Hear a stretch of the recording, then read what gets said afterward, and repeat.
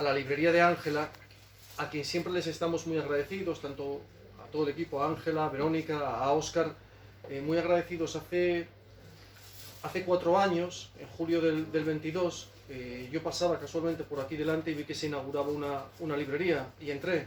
Y desde entonces, pues, bueno, todo lo demás ya se lo pueden imaginar, ¿no? Enhorabuena, Verónica, enhorabuena porque es vuestro quinto verano, lleváis 4 años. Sí. Como la capilaridad que habéis logrado, no solo en Benavente, sino en toda, iba a decir comarca, pero eso lo decía yo hace 2 años, ahora ya en toda la provincia, es de haberse convertido no solamente en una librería, sino en un foco cultural de referencia con todas las cosas que estáis haciendo, mañana con el showroom del Parador, el club de lectura, es decir, de verdad que, además de agradeceroslo, para mí es una de las librerías, digamos, con que más nos identificados, y es un honor poder estar aquí. Gracias a vosotras y a vuestros lectores. Me desagrada decir la palabra clientela cuando me refiero a los lectores de una librería, ¿no? Así que siempre son fieles, por lo tanto, por lo menos a nuestros actos, ¿no? Muchísimas gracias por venir. Me acompañan en la mesa Joaquín Posado, profesor de filosofía jubilado y profesor honorífico. Esa figura que tiene Castilla y León reservada a los insignes, ¿no? Eso te pasa por contármelo. Eso te pasa por contármelo. ¿Cuándo se lo...? No puedo. Se me baja el pecho. Joaquín, que es de San Adrián del Valle, profesor de filosofía y crítico literario, ha hecho una muy buena reseña literaria de este libro en la cadena SER hace ya más de 1 año, y más reseñas sobre algunas de nuestras publicaciones y sobre muchísimas otras. Gracias, Joaquín, por tu acompañamiento desinteresado, por tu generosidad. Bueno, y el protagonista hoy, es obvio, es Armando Murias Ibias, profesor de literatura, doctor en filología hispánica, natural de Caboalles de Abajo, en Laciana, municipio de Villablino, comarca de Laciana, en León, y desde hace muchos años vecino de Oviedo, ¿no? Donde ejerció como profesor de literatura muchísimos años. Armando Murias ha sido más cosas, ha desarrollado varios oficios durante los años de estudiante universitario, combinó el estudio en las aulas universitarias con los veranos trabajando en la mina, 4 veranos trabajando en la mina de ayudante de picador, parafraseando un poco a Garcilaso de la Vega, que decía aquello de ora la pluma, ora la espada, podemos decir... Pasad, por favor, disculpa. Cristian. Parafraseando a Garcilaso, podemos decir con Armando, ora la pluma, ora la pala, ¿no? Que era su herramienta principal. Fue también después lector en Austria, hoy jugó Austria contra la selección, lector en Austria, y entre otras muchas más cosas. También estuviste navegando, también estuviste... No, navegando quise, pero no pude. Bueno, me sonaba. Profesor de literatura. Ha cultivado todos los géneros literarios. Es autor teatral, ha fundado un grupo de teatro llamado El Gamusino, también su blog se llama El Gamusino, donde se representaba con sus estudiantes obras de su autoría, ha publicado artículos, ensayos como El vocabulario de la mina y varias novelas, ¿no? Los zapatos del quincallero, el libro de cuentos también, Cuando fuimos héroes y otros cuentos, y ahora lo que nos trae una tierra tan lejana de las que nos van a hablar ellos dos. Yo no quiero extenderme más, salvo reiterarles el agradecimiento por estar aquí esta tarde, cuando queráis. Muchas gracias, Cristian. Buenas tardes. Otro milagro más, es que lo nuestro no tiene nombre. Hola Ángela, ¿qué tal? Un placer ver la librería llena, completamente, completamente llena la librería. Los milagros cívicos son más difíciles que conseguir que los religiosos, ya sabéis que mucho más difíciles. Desde luego, gracias Cristian, gracias por lo que estás haciendo por los libros, con tu editorial Velasco, que por cierto, recuerdo que hemos recomendado hace poco una obra que nos gustó mucho. Letras impunes. Letras impunes de Eloy, Pablo Díez. Pablo Díez. Que la tienen Ángel, Verónica y Óscar aquí en una tribuna justo detrás, expuesta como corresponde. Bueno, y gracias a Ángela que acaba de llegar, a Verónica y a Óscar, porque sigan haciendo que nos pasen estas cosas y podamos encontrarnos, ¿no? Bueno, me agrada muchísimo presentar la obra de un escritor leonés, Yo soy leonés, de San Adrián, del pueblo más al sur, como te decía, de la provincia, y el de Caguayes, mucho más al norte, pero que tuve una relación con tu pueblo por razones de estudiar magisterio en León, y que me gustaba una chica de aquel pueblo, ¿sabes? Y se llamaba además Elia. Por favor, un sol femenino, por favor. Era una cosa exquisita. Y quedábamos en el bar donde comíamos el conejo aquel frito de Prisier. Así que imagínate. Por tanto, cuando uno ha estado en ese contexto, entonces las minas producían carbón, había muchísimo movimiento y muchísima actividad y muchísima riqueza. Hoy, gracias a tu novela, por cierto, se habla del mundo minero de una manera que a mí me ha dejado perplejo, porque la conocía pues porque amigos de entonces incluso hacían turnos en la mina, como tú los hiciste en vacaciones y demás. Pero me ha gustado ver que acercabas un asunto que a menudo suele ser esquivo, no está en las conversaciones, y lo has hecho materia literaria, ¿no? Me ha gustado mucho cómo lo has hecho. En fin,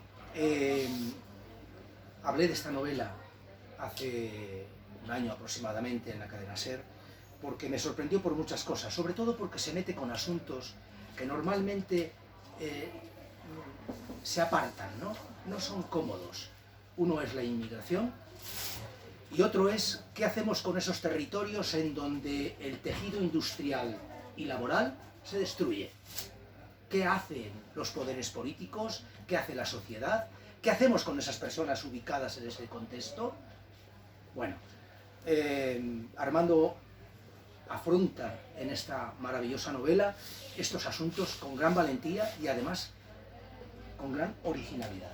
Me ha gustado mucho la novela por ello. Y por eso creo que tu novela tiene, al modo en el que Emilio Lledó lo cuenta, cierto destino. En un capítulo de este libro maravilloso de los libros y la libertad de Emilio Lledó, dice lo siguiente: efectivamente, tienen su destino los libros. El compromiso de la inteligencia y la amistad de quien los cuida, de quien los mira, de quien los lee. La lectura, los libros, la experiencia y el tiempo que en ellos reposa, el arte y sus ideales, el cultivo de la inteligencia, el amor a la vida, a toda la vida y no solo a la nuestra, tal vez sean la única posibilidad de escapar a la ignorancia y a la cólera de los imbéciles.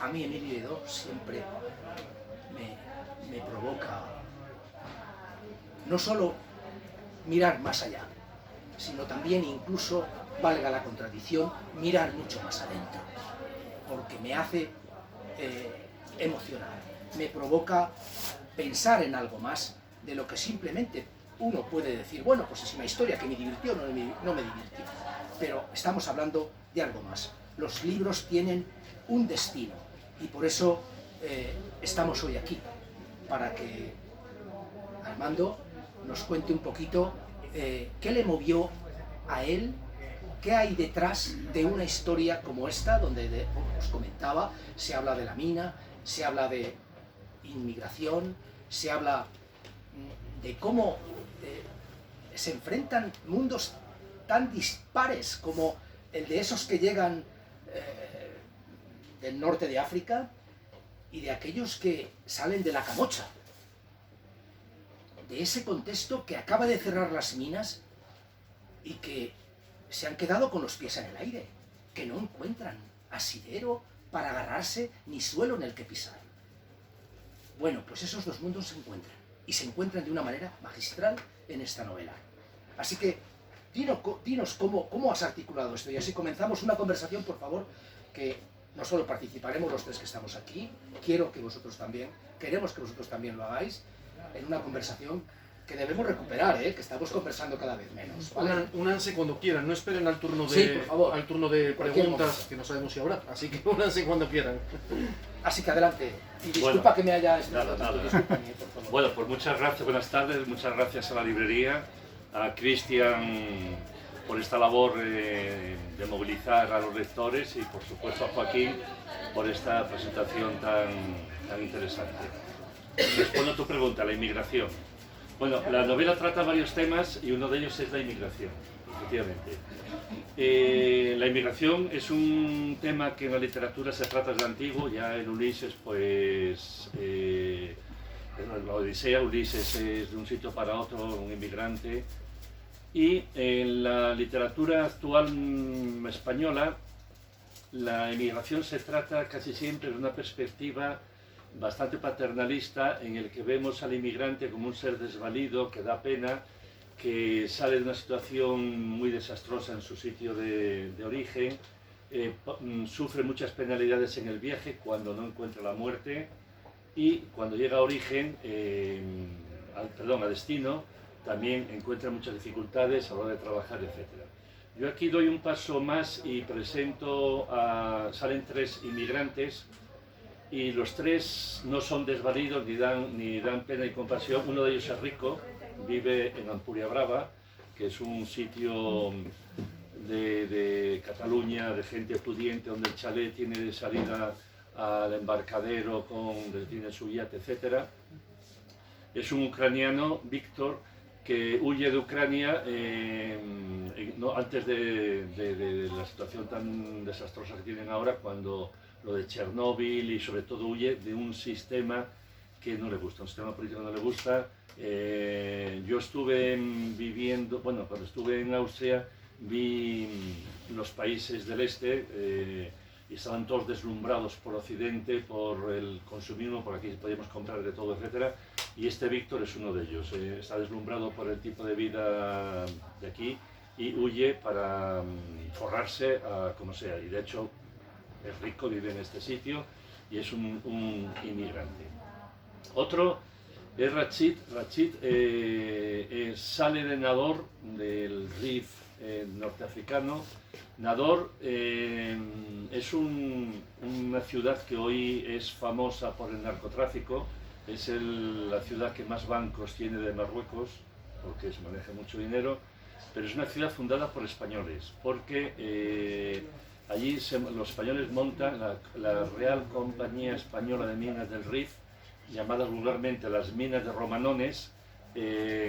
Fundan allí esta ciudad y está de la nada, las calles paralelas, aquí viven los obreros, allí los mandos, más allá la policía, etc. Y de este mundo sale Rachid. Rachid, como es habitual ahora, vive del narcotráfico, vive bastante bien, se maneja bastante bien, aunque es un trabajo, como sabéis, totalmente clandestino, pero pretende otro tipo de vida y llega a España. Primero va a Ejido, ya sabéis, es el sitio de los plásticos de Almería, que está lleno de inmigrantes que trabajan en esos invernaderos.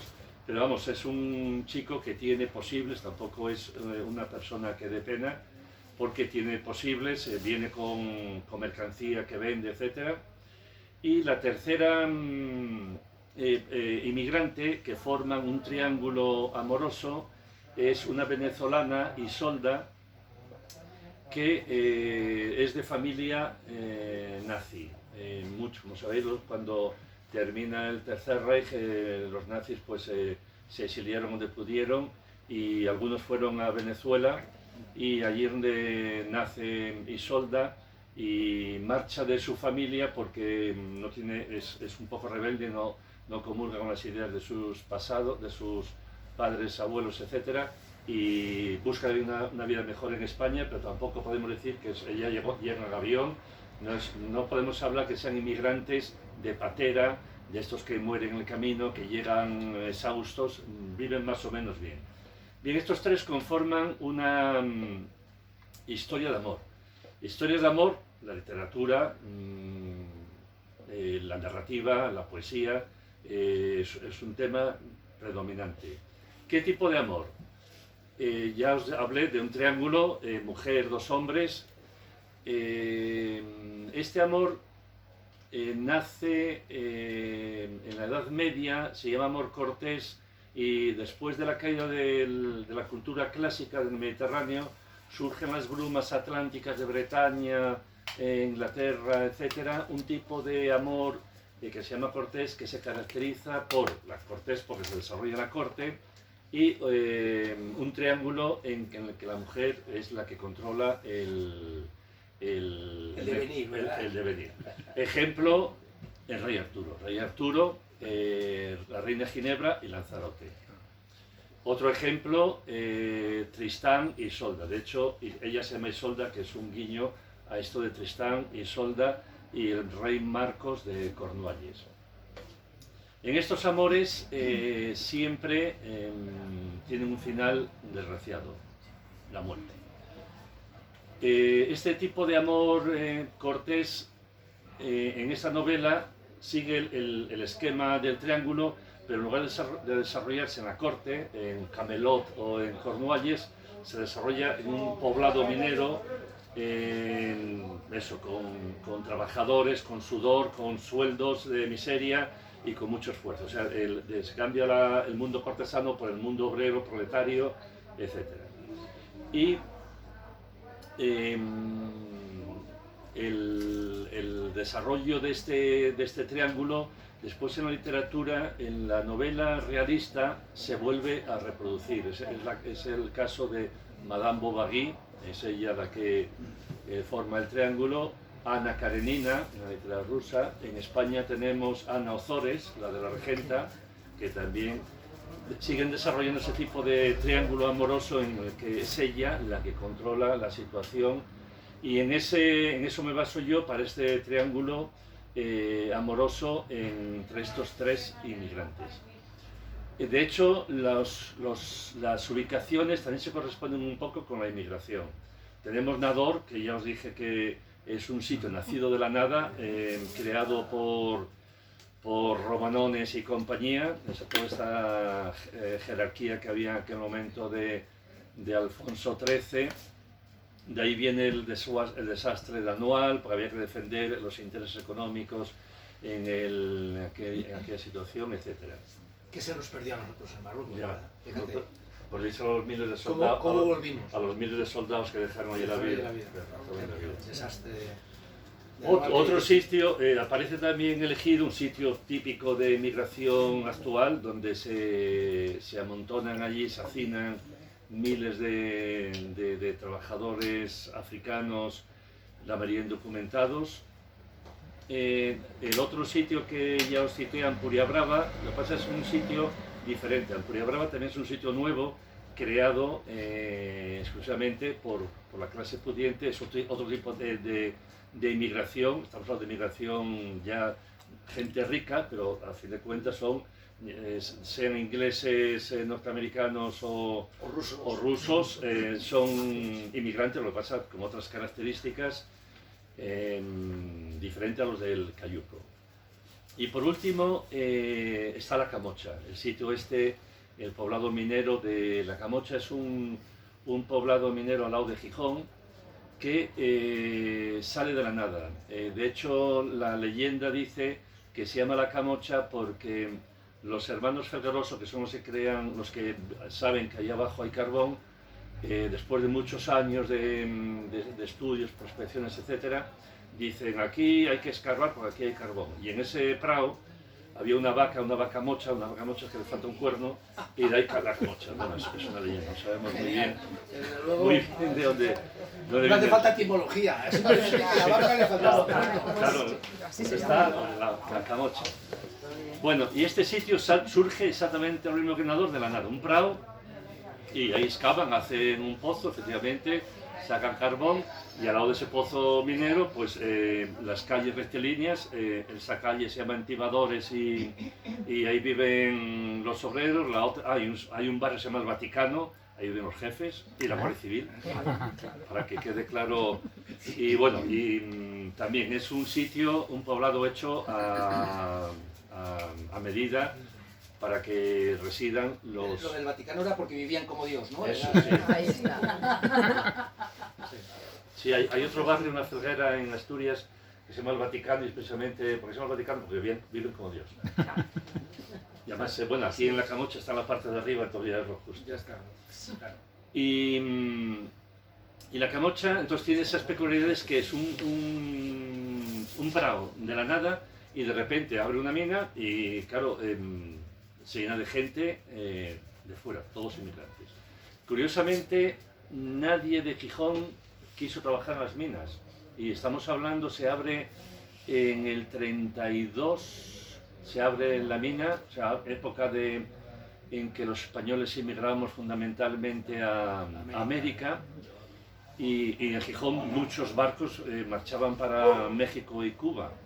Y curiosamente la gente prefiere embarcarse en la aventura americana antes que meterse en la mina, y los hermanos Ferreroso, que son los que abren la mina, tienen que traer mineros de fuera, de la Felguera y de otros sitios, porque nadie de los lugareños quiere trabajar en este sitio tan inhóspito. Y entonces son 4 sitios, en la Camocha pues es todo lleno de inmigrantes, claro, cada uno en una esquina. Entonces son 4 sitios de inmigración, y que con ellos pretendo pues, romper el modelo clásico del inmigrante. Quizá la novela más famosa de la inmigración, de la novela española de la inmigración, no sé si os sonará, Las voces del estrecho, que es de Andrés Sorel. Son voces de gente que muere en el estrecho. Los pobres, pues hay varias vías, como sabéis, y muchas son bastante peligrosas, y hay bastantes que dejan la vida en el camino. Y esa revisión general que tenemos de la inmigración desde la literatura en España. Yo recuerdo, disculpa un inciso, recuerdo una película, Retorno a Hansala, que seguramente sea la película más estremecedora sobre un muchacho que viene de un pueblecito del interior de Marruecos.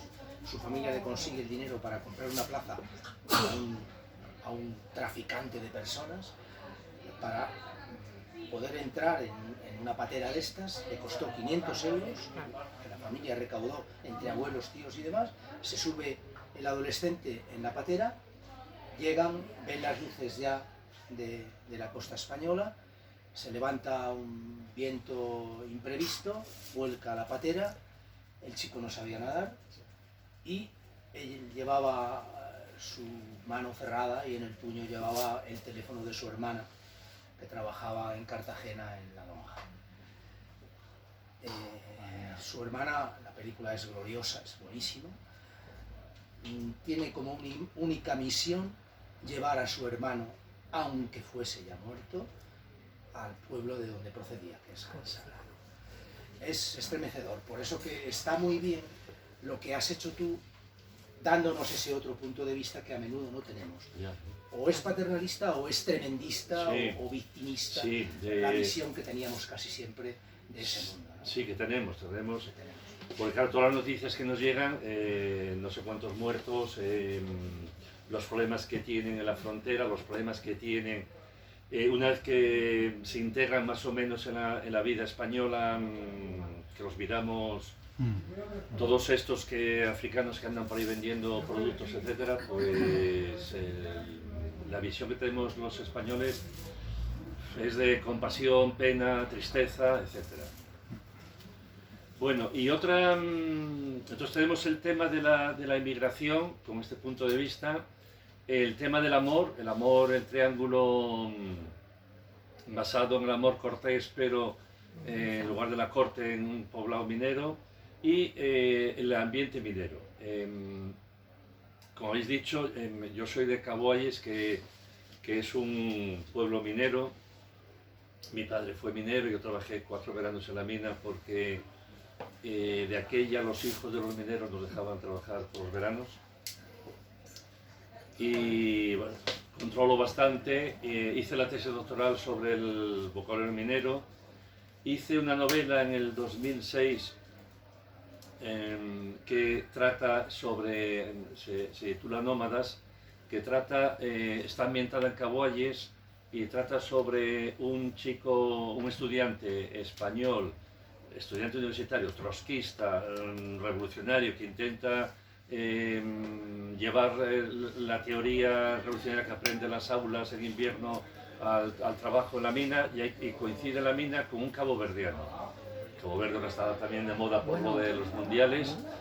Los caboverdianos logran la libertad, la independencia cuando cambia el gobierno, el régimen en Portugal, y los pobres son islas pobres. De hecho, Cabo Verde es una cosa extraña, son varias islas desérticas que no tenían población, estaban deshabitadas. Hasta el nombre no es suyo, no es Cabo Verde es de Senegal, ellos no tienen Cabo Verde. ¿Y por qué se llama así? Porque cuando llegan los portugueses empiezan a traficar con esclavos, y los esclavos de Senegal y que van sacando de África los depositan en estas islas, que es más fácil atracar los barcos y ya directamente para América. O sea que tienen una historia muy triste, porque son todos esclavos, sacados del África, más o menos de Senegal o de más el interior de Congo, llevados a estas islas, y de estas islas llevan directamente para embarcarse a América. Y cuando tiene la independencia, pues la mayoría emigran, y bastantes de ellos emigran a la Ciana. La Ciana, el norte de León, quien no lo conoce, es un valle fundamentalmente ganadero, y en el siglo XX, cuando empiezan las minas, es un sitio de migración. Nadie de la Ciana quiere trabajar en las minas, otra vez la historia de la Camocha, y va gente de fuera. Por ejemplo, mis padres, que son de la ría del Navia, emigran por donde trabajo a las minas, porque nadie de la Ciana quiere trabajar en las minas. De hecho, en los bailes, los lacianiegos prohíben entrar a los bailes a los de fuera. Una historia ya otra vez la emigración presente, y siempre de mala manera. Bueno, pues en este valle en este pueblo ambiento la novela está Nómadas, y es un caboverdiano que acaba de llegar a Cabo Verde de su isla, y coincide de vagoneros en el fondo de la mina, donde no hay electrificación, pues de vagonero a empujar vagones. El joven español trotskista y el caboverdiano. Yo trabajé con algún caboverdiano, los pobres no tenían, algunos venían descalzos porque venían con lo puesto, y esta historia de la mina. Y entonces, como controlo y me gusta el tema, ambienté en este caso la Camocha. La Camocha tiene varias singularidades, aparte de la que dije de ser un poblado que nace de un prado de la nada, donde había andado la Camocha. La leyenda dice que va bajo el mar. Es mentira, pero bueno, como ahí sale agua, es agua dulce, en la mina siempre hay agua, porque se cortan manantiales, etc. La leyenda, hay una canción muy guapa de un poeta, León del Estal, que dice que va debajo de la mina, que los mineros oyen bramar las olas, y los marineros oyen el grisú explotar y eso. Y bueno, mantiene esa aureola de que va debajo del mar. Esta mina también es famosa porque aquí nacen las comisiones obreras. En el año 57 se da una serie de peculiaridades para que nazcan las comisiones obreras en este sitio. Lo normal es que hubiera nacido en un sitio industrializado, en Cataluña, o incluso si es en Asturias, en una cuenca minera, pero en un pozo aislado que está, no hay más, está ahí al lado de Front. Y es que se dieron varias casualidades. Hay una huelga laboral porque hay agua y los mineros se mojan y quieren salir antes, etc. Y hay una huelga. El gobierno civil manda al guardia civil, lo de siempre, y los trabajadores, en lugar de recurrir al viejo sistema del sindicato vertical, pues nombran a 4 o 5, a la id de vosotros, a hablar con los mandos y la Guardia Civil, etc. y uno de ellos era falangista, que había venido de la División Azul. Entonces llega el capitán de la Guardia Civil allí con el cuento de siempre, de aquella, esto es producto del comunismo internacional, etc. Y entonces salta este que se llamaba, que murió, Gerardo Cenreiro, y dice, ¿qué dices, mi capitán? Yo me vas a llamar comunista, yo que vengo de la División Azul, de matar rusos, y me vas a llamar a mí comunista. Se abre la camisa, le enseña un tajazo, claro, el Guardia Civil, Se acabó. Sube y dice, no, es un conflicto laboral, no hay política, es un conflicto laboral. Y de esta manera tan curiosa surgen las comisiones obreras, que si no sería impensable, pues si no, ya sabéis, en aquella época, una huelga, pues cárcel, despidos, etc. O sea, claro, Perdona, hoy se le llama comunista a cualquiera. ya. Bueno, No me hagáis entrar en detalles, ustedes mismos. Sí, perdón. Bueno, esta curiosidad, de esta manera tan tonta, pues nace las comisiones obreras y claro, como tenía el beneplácito de que era un sí, y no sé si lo has visto en la prensa, que ha sido declarado monumento de la sí, de la memoria histórica. Sí, Por cierto, nuestro amigo es minero. Ah. Supongo que ha tenido interés en estar con nosotros hoy por eso. Y es un buen amigo y ya está jubilado, claro. Ya Yo que también soy hija de minero. Y de un minero emigrante de Galicia al Bierzo. sí, lo de las minas, todos inmigrantes. A no ser después ya en los años 70, que la mina se empieza a pagar muy bien y claro, a última hora los mineros quedaron con unas jubilaciones muy buenas y con todo el mundo, pero al principio, en los años 50, en los años 50, 68 años, claro, de una psicosis tremenda. O sea que la mina era muy dura. Yo he Sí. estado en la mina y he visto un poco y bueno, he vivido mucho en mi casa. sí. Y lo mismo, los lugareños nunca quisieron trabajar en la mina. Eso sí, alquilaban las viviendas a los mineros, les vendían todo. Vivían de ellos. Vivían de ellos, pero nadie se quiere proletarizar. De patronas venían Sí, claro, en casa. claro. Sí. La gente allí del Bierzo, pues, si ¿En venían... qué zona trabajaste? Perdona que no lo sé. ¿En qué zona de las minas trabajaste? En Langreo, en la cuenca del Nalón, Ah, en la con lo que era Carbones Asturianos, luego fue Pozos Amundo, que está unido con el de María Luisa y el de Sotón, que todavía se puede visitar. Sí. El de la célebre canción, ¿no? Hay un museo aquí. Sí.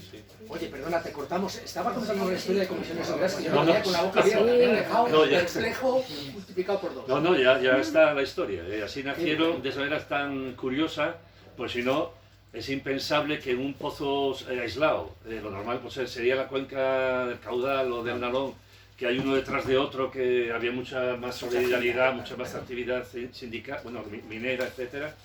De esa manera tan curiosa nacen las comisiones en el 57 y sí, la semana pasada creo que fue que salió en el BOE el decreto este del lugar de memoria histórica. Y bueno, estos son los lugares en los que se desarrolla. Después, desgraciadamente, la mina de la Camocha tuvo así como tuvo un principio glorioso, tuvo un final muy desgraciado. No sé si lo sabéis. Compraba carbón en el Musel es el puerto de Gijón, carbón polaco, colombiano, sudafricano, barato, lo mezclaba con el suyo y entraban las subvenciones. O sea, era un fraude total, pero además de descarado. Todo el mundo, sí, comprar carbón barato de importación, me lo mezclo con el mío y, como sabéis, estaba subvencionado y tuvo un final desgraciado que después nadie fue a la cárcel porque el dueño murió, el otro, el consejero de industria que estaba implicado murió también, pero vamos, el final fue pues lamentable. Y bueno, con esto ya os di un poco de ideas de por dónde van los tiros. Yo sí quería decir, como lector, cuando lean, hay varios episodios o varias escenas o secuencias, no voy a decirlo, pero hay varios episodios memorables dentro de la novela. Uno de ellos es el que han mencionado de la conversación, enfrentamiento, por decirlo de alguna manera, entre un joven guardia civil de academia de 1957 y una comisión de mineros liderada por un exdivisionario y por un falangista, Gerardo. Ese hecho es real, ese hecho es real. Me voy a decir algún elemento real. Hay otro, y lo dice muy bien Sonia Montero, crítica literaria, en la que publicó una reseña en la revista Abaco. Hay otro que es el momento en el que se conocen Rachid e Isolda. Pocas páginas de la literatura de los últimos 20 años han dado momentos como ese. ¿Cómo se conocen? Es decir, el momento justo en el que se conocen, ¿qué es lo que ocurre? Eso para mí es una de las, creo que está en 3, 4, 5 páginas, es uno de los momentos legendarios de la literatura española de los últimos años, y algunos otros episodios que tienen por ahí. Pero fíjense cuando lo lean en esos dos, porque son memorables. Es cierto. A mí hay una cosa que me ha dejado bastante también sorprendido. El libro comienza en la página 13 hablando de un afilador cojitranco que entra precisamente en el poblado de La Camocha. Un antiguo molino le sirvió de cobijo temporal al afilador cojitranco para protegerse de la ira de un cielo grávido y encolerizado. Desde hacía algunos días lo seguía un perro de belfos tristes y mirada lastimera que debía de oler en su nuevo amo el aroma que tienen los correcaminos desnortados. Así comienza la novela, que me parece un comienzo precioso. Pero si vamos al final, resulta que en el final se nos habla de un viejo carcaval que cuenta una historia al pueblo. A mi pueblo iba un afilador que hacía sonar Por todos. por todos. Pues los chicos corríamos allí porque gritaba tijeras, no, jabón de olor, un afilador, tenía una rima extraña, ¿no? Y todos corríamos allí a ver los surtido de cosas extrañas que llevaba el afilador. Y siempre me sorprendió muchísimo, y que tú emplees este personaje, que además acaba revelándose como quien desentraña de alguna manera el misterio de uno de los protagonistas, Basilio, un personaje también literariamente glorioso. Hay que ver a Basilio, este hombre de La Camocha, que también era de familia minera, su padre había estado en una mina, y que recibe a estos dos inmigrantes del triángulo amoroso, Rachid e Isolda, en La Camocha. Y claro, él se quiere dar importancia a estos, les voy a demostrar quién manda aquí y quién entiende de esto, ¿no? Y les lleva a un lugar a tomar un aperitivo de cabrales. Imaginen ustedes a qué les olería el lugar a este chico marroquí y a la venezolana cuando le saca una sidra que encima se la tiraba allí un tipo que ni los miraba a la cara siquiera, salpicaba todo, con un vaso para todo, con un vaso para todo lleno de babas. Y claro, bueno, francamente, tiene páginas la novela que yo se la recomiendo encarecidamente, porque no solo por descubrir este tipo de escenarios y de contextos sociales que son bien extraños, ¿no?, para nuestro contexto social, sí, sino porque encima vais a ver cómo los perfiles psicológicos de los protagonistas son tan ricos como el de este Basilio, ¿no?, que es un personaje desesperado. Yo cuando iba a la discoteca a La Bañeza me encontré un día con un tipo que decidí ponerle la categoría antropológica de un señor de Miñambres. El tipo Miñambres era aquel que llevaba, tipo Basilio, pues unos pantalones de tergal de campana y una cazadora que ponía un taco aquí de plástico en la espalda, y todo eso, ese conjunto daba el personaje este tan estrambótico y absolutamente ridículo, ¿no? Pero no obstante, él era un tío bien pagado de sí mismo, o sea, él se creía que era el dueño del mambo, y el que mandaba en aquel... Lo describes de esa manera tan buena. Además intentó ser torero, que apretado, tiene todo, patillas. Es brutal. Yo me lo pasé muy bien. Mentiroso, porque lleva aquí... Compulsivo, mentiroso compulsivo. El nombre no es casual. Basileo en griego es rey, ¿no? Es el que manda, ¿no? No es casual el nombre. Ninguno de los nombres es casual, ¿eh? O una buena parte de los nombres no son casuales.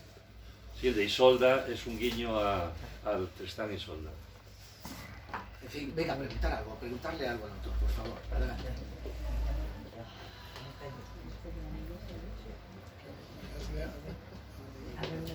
Un momentito.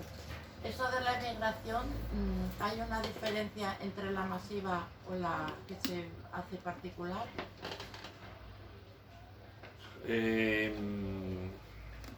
Casi toda la inmigración es masiva, ¿eh? No, pero O la de en grupo. ahora no. O en grupos muy numerosos. Sí, pero casi 1000 cada día a Canarias, casi 1000 cada día, eso no es poquito. Quiero decir que invadir, que no es emigración normal, de que vaya una familia o unos amigos. Invasiva, yo también, bueno, invasiva, he dicho, sí, no. Hombre, a lo Porque largo yo de... eso lo veo mucha manipulación para ellos y para nosotros. A lo largo de la historia hubo grandes movimientos migratorios, ¿eh? Sí, pero ahora se están pasando mucho. Hay rutas, ya sabéis que hay rutas que se Y como ponen... la de la seda, están ahora también haciendo otra, ¿no?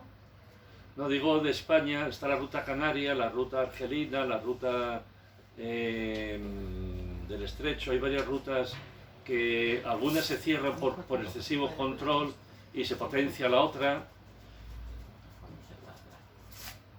España es un país, somos un país de emigrantes, ¿eh? Yo tengo un tío en Argentina, otro en Uruguay, tíos carnales. En Uruguay es donde más libertad hay de todo Iberoamérica. Y todos los españoles yo creo que tenemos alguno en Bélgica o en Alemania o en Suiza o en... Pero son grupos de dos familias, dos amigos. Hombre, ahora hay más información también. 50 y tantos y 60 de dos familias no, porque yo soy de Benavente y a poco nos quedamos solos. Y ahora más, ahora está más solo. Ahora está solo porque no hay gente, pero en aquellos momentos éramos mucha gente y mi familia también. Tuvieron que emigrar a la fuerza. No, pero No, los españoles, estoy yo diciendo creo de otra que no hay nadie que se libre de tener un familiar migrante. O sea que todos conocemos un poco el tema. Cuando lo fuimos, cómo nos trataron y lo que hacemos ahora nosotros. De hecho, el tema de la emigración española está presente en la literatura, en el folclore, en las canciones, en las películas. Fenómeno, ¿no? Muchas gracias por la pregunta. ¿Alguna otra Venga, más pregunta? cosas, chicos, chicas. Me encanta ver de gente tan joven entre nosotros.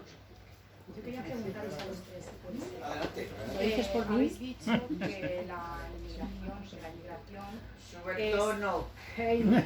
Responde para allá. Que habéis dicho, han dicho los tres, sobre todo el autor, que la inmigración es un tema, o sea, que lo tratamos de manera paternalista, que hay pobrecitos.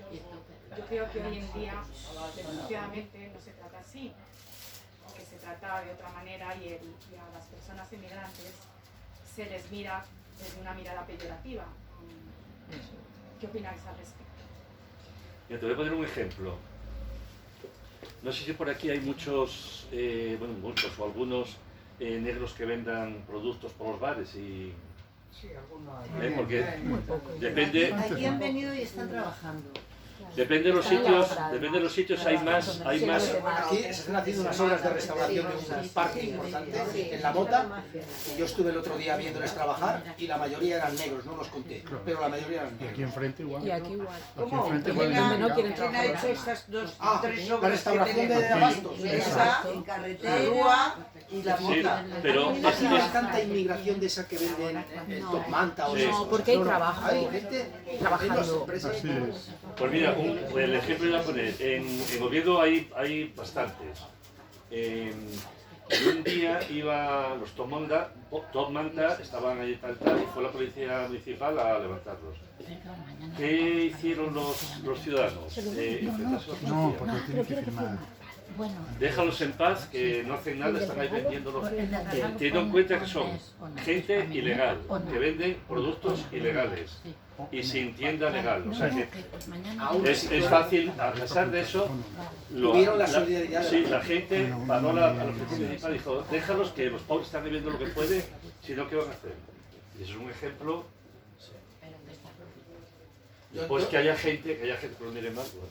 Bueno, al respecto tengo una opinión clarísima desde hace muchísimo tiempo. Si no fuera por la inmigración, España hoy era insostenible en cuanto a la calidad de vida que tenemos. Ahora mismo hay 10 millones de personas que han venido de fuera, necesitamos mínimo otras 5 en los próximos 10 años, porque si no, no podremos mantener ni las pensiones que yo cobro, ni las que vais a cobrar vosotros si todavía no las cobráis. Y quien no entienda esto es que no contempla toda la información veraz que hay que contemplar para hablar del asunto. Me parece un asunto tan Y no solo eso, en los años 60 y 70, en España, ¿de qué vivía España? Del turismo y de los emigrantes que mandaban dinero. Que revertían las remesas. Sí, la palabra a nuestra compañera, adelante. Tiene que ver con este punto de ahora mismo, de la inmigración, no tanto con la novela, que no la conozco, me ha parecido interesante, me ha llamado a conocerla. Yo creo que la inmigración aquí es un poco por lo que está surgiendo. Es verdad, comparto lo que dice, lo que estáis comentando, pero yo creo que los inmigrantes que han llegado, y hablo de la zona, comarca de Benavente, podría hablar de cuando yo era pequeña en mi pueblo, desde otro ámbito, pero hablo desde los años 90 para acá hasta hace 10 años puede ser. Yo lo que conocí, yo trabajé en las escuelas de la zona rural, itinerante por ellas, ¿no? Entonces yo lo que conocí eran familias inmigrantes, no familias, en principio venía uno, venían dos, al hilo de... y traían a las familias después si podían o hacían familia aquí. A mí me parece que es verdad que se les necesitaba, por eso estaban ahí, por eso tenían ese hueco y ese espacio, al hilo de lo que comentaba antes, cuando a la mina no quería ir nadie, a ciertos trabajos tampoco quería ir nadie. Como ahora. Pero a mí me preocupa y me sigue preocupando, aunque es necesario, las pensiones, cómo se les paga ese trabajo. Claro. Y qué horarios tienen y qué vida hacen. A mí me preocupó, y lo fui conociendo en casuística, a mí me preocupaba cómo a un señor, a un joven, que podía comparar con cualquiera de los que yo conociera en otras zonas, que no tuvieran trabajo, que no hacían, cómo trabajaban, en qué horario, no podían respirar. Cuando digo respirar, yo a mi padre me quejo si me dice que tenga que cuidar las vacas y le digo,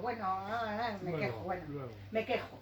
Ahí tú no te puedes quejar, ahí tú tienes que hacer y hacer y hacer. Si tú das con empleadores que son sensatos, honrados y que tienen que defender su negocio y que tienen que pagar lo que pueden pagar, yo creo que la inmigración sería otra cosa. Claro.